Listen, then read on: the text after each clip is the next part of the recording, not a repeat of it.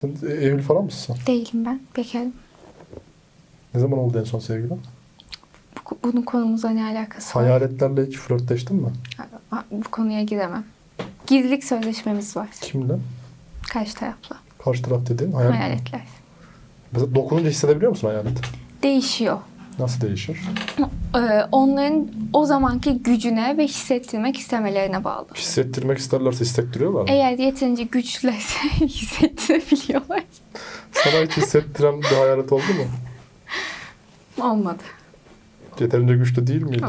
Değildi. Doğru hayalet denk gelmemiş o zaman. Evet. Hayalet olmak zorunda da değil. Evet. Şu an istesen buraya bir hayalet getirebilir misin? Getirebilirim. Getirir misin lütfen ya? Ben inanmıyorum çünkü. İnanıp inanmamak senin problemin. Nasıl ritüeller yapıyorsun hayalet getirmek için? Bilgi veremem.